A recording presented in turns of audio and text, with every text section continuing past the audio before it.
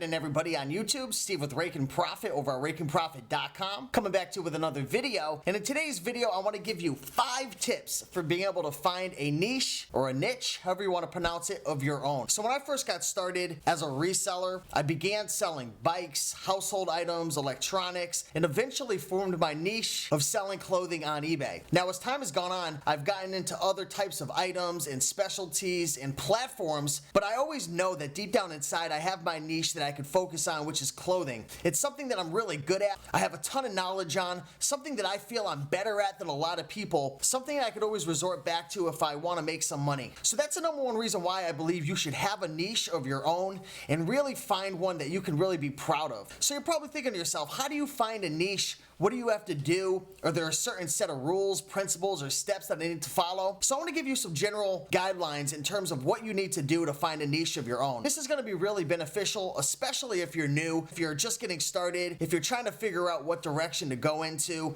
what niche to focus on, and you're just trying to get your feet wet in this game of reselling. So let's dive into this video and let me give you 5 tips that could really help you to find a niche. So tip number 1 in terms of how to find a niche is to take a look around your local area. Take a look around at the thrift stores and see what types of items you have an abundance of. Now, personally, in my area, we have a ton of clothing. There's an abundance of clothing. There's so much to go around that it's ridiculous. So that's what I focused on, and those are the types of items that I felt like in my area were the easiest to find, to pick up, and there were a lot of great deals. So take a look around at your thrift stores, your auctions, your yard sales, and try to figure out what are the items that are most common, what type of items do you have an abundance of, and what type of items can you easily get your hands on to resell over and over again. Tip number 2, what items are undervalued? Now, based on where you live, there's going to be certain items that are overvalued, undervalued, fair market. You need to figure out what items are undervalued in your area. Again, for me, clothing was very, very cheap. There were a ton of amazing deals. I had 50% off sales at Goodwill's. I had stamp cards at Savers. I had Salvation Army deals every Wednesday. And in my opinion, clothing was the cheapest, most abundant thing in my area. So that's what I focused on. For you, that might be something completely different.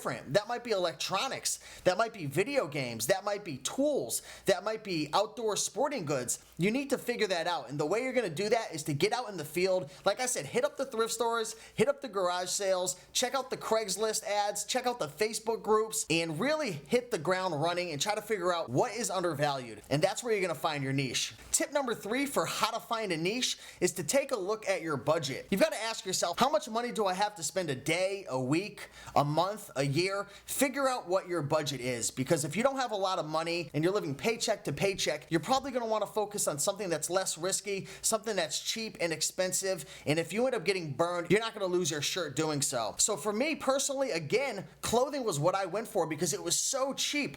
On these half-off days, I could pick up button-front shirts, jackets, jeans for $1, $2, $3, and it really didn't make a dent on my finances. So for you, if you have a good amount in savings, you might be able to focus on some of the bigger items, maybe the bicycles, the tools, or bigger electronics or TVs. That's going to be up to you, but definitely take a look at your budget because it's really going to play a role in what type of items you could really focus on most and call your niche. Tip number 4, how much space do you have? Now, if you're living in a little 400, 500 square foot apartment, you might not want to focus on bicycles and big TVs and tools and lawnmowers and stuff like that. You might have to focus on small, little, tiny things you could store away that don't take up a lot of space. So that's something you definitely have to look at. Now, personally, I had some space at the time, so I was able to store a lot of clothing. For you, clothing might not work for you because if you have 300, 400, or even 500 items, it could take up a lot of space. Before you choose your niche and really dive into it hard, you got to know how much space you have available so you don't upset anybody in the family or don't have enough room to store the items. And last but not least, tip number 5 for how to find a niche